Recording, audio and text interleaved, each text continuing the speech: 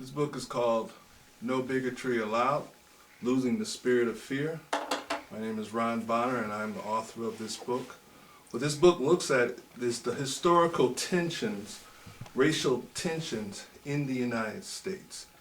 This book is an opportunity for people to have a playbook, in a sense, to be able to address racial conflict in an honest and open dialogue with other people. This book provides necessarily an argument that can help people have an intelligent conversation. Howard Thurman tells us that our society is broken. What this book attempts to do is to create a buffer against some of the brokenness that we find in our society. When we listen to the presidential debates, we hear all the xenophobic rhetoric that just exacerbates the tensions that are present in our society today. And people are not talking with one another, they're talking at one another, and oftentimes they're talking beyond one another, but they are not talking to one another in an effort to understand each other so that we can move the needle towards true racial reconciliation in our world.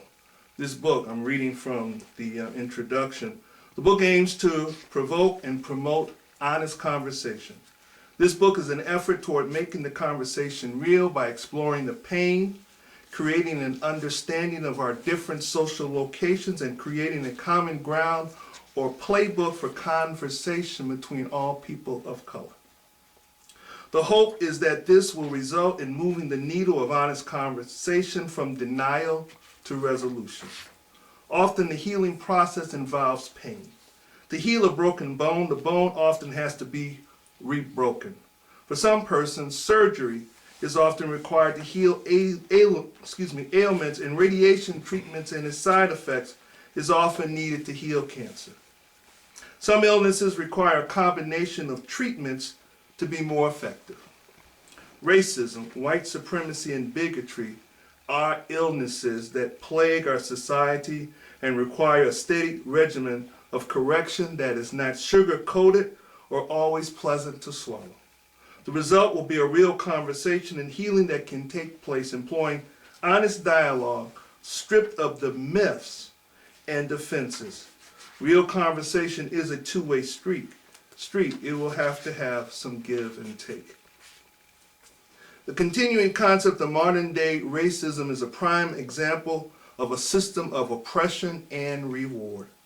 Those who oppress do so to hold on to sustained positions of power, prestige, and privilege.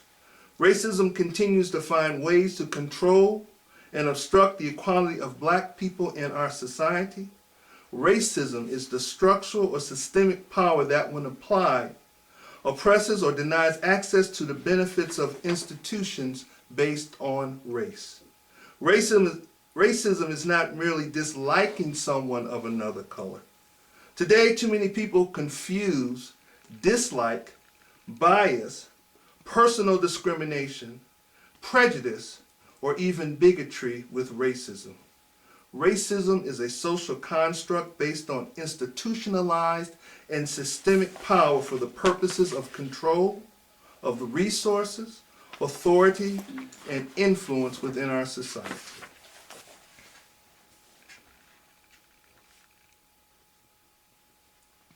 One of the problems that we have is that many people think that there are multiple races. Technically, biologically, there's really only one race. Now, due to the patterns of immigration and other things that have occurred over millions of years, we do have some differences in our appearances, and those appearances are then used to say, well, this is a different race. Race in itself is a social construct, and race was first actually introduced into the Americas in the 1680s. In fact, Maryland is recorded as the first law where we see the term white used as a race. If we go back to about 1676 with Bacon's Rebellion, we see where blacks and white workers were all treated alike. But sometime after that, those who were the rich colonialists realized they needed to do something to break up these coalitions of people And so what they did was they created the concept of race, making white superior to black and making it law in 1681 in Maryland. So that's where we get the issues or the concept of race within our society. It has been used systemically ever since to oppress people of color, and particularly black people. What we have is a fragmented society, and what this book looks to do is to try to bring back our society, to remove some of the bars to people being able to have honest conversations and to reduce the fragmentation within our society. One of the tools that racism uses, or white supremacy, let me say this, that there's a difference between white supremacy, there's a difference between racism, and there's a difference between bigotry. They are separate, but they do have major intersections, and they do certainly overlap. I know anybody who is driven from here to Washington, D.C., or maybe to Houston, Texas, have been on the highway and suddenly they turn onto another highway, and that highway will have maybe 3 different designations. It could be a state road, it could be a county road, and it can still be the highway. It could even be North Highway going one way and West Highway going in the other direction. But at some point, those roads are going to separate again and be their own road.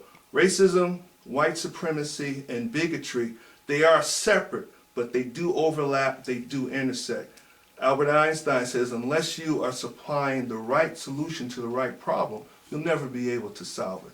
And so one of the problems that we have in our society, I believe, is that we continue to conflate racism, white supremacy, and bigotry as one thing, and so we're never fully able to address how to overcome one element, because sometimes we're applying the wrong solution to a particular problem. This book is designed to help us to be able to identify the differences and to apply the right solution to the right problem.